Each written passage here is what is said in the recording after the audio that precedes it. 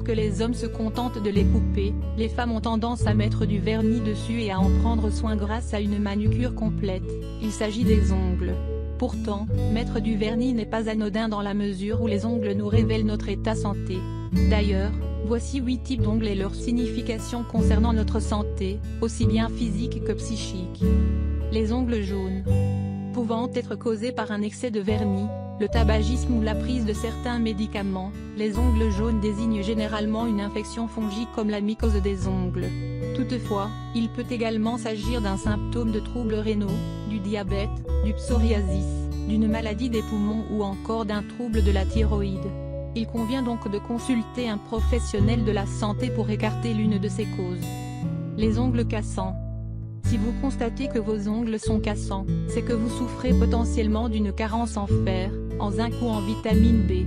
Ainsi, il est nécessaire de déterminer de quel déficit vous souffrez et de veiller à avoir une alimentation riche en nutriments. À noter que les aliments sources de zinc, de fer et de vitamine B sont les huîtres, le cacao, les noix de cajou, les lentilles, les betteraves ou encore les brocolis et le riz sauvage. Les ongles abîmés. De manière générale, les ongles abîmés peuvent être causés par des carences, fer, zinc, vitamine B1, sels minéraux, ainsi que par un traumatisme ou des problèmes de santé tels que des problèmes liés à la thyroïde, du psoriasis ou des troubles cardiovasculaires.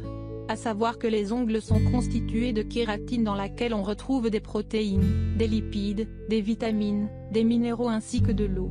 Il faut donc veiller à apporter tous ces nutriments à l'organisme pour des ongles forts et résistants. Les ongles striés. Les ongles striés sont généralement causés par des troubles de la production de kératine dans l'ongle liés à la vieillesse, une carence en zinc, du psoriasis, des problèmes cardiovasculaires ou encore des troubles hormonaux.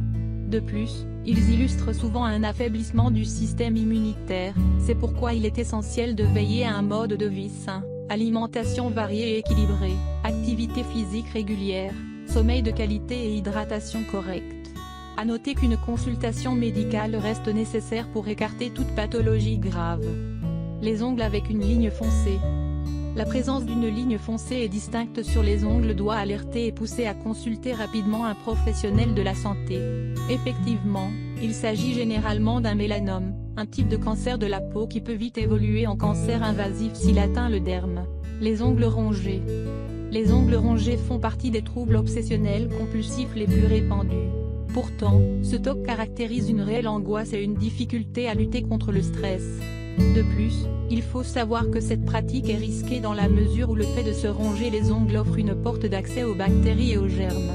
Ainsi, les personnes aux ongles rongés sont plus susceptibles de souffrir de pathologies comme un panari ou une mycose mais aussi de troubles digestifs au vu des mains, et des bactéries, portées à la bouche et d'un émail dentaire abîmé à cause des microtraumatismes au niveau des dents.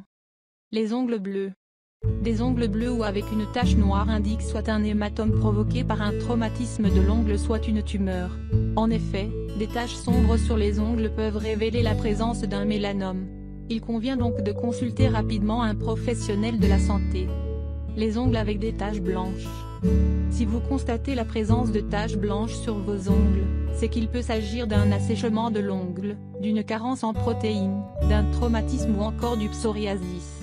Tout d'abord, appliquez régulièrement une huile nourrissante comme l'huile d'amande douce pour réhydrater l'ongle. Si aucune amélioration n'est visible au bout de quelques jours, rendez-vous chez votre médecin traitant ou votre dermatologue.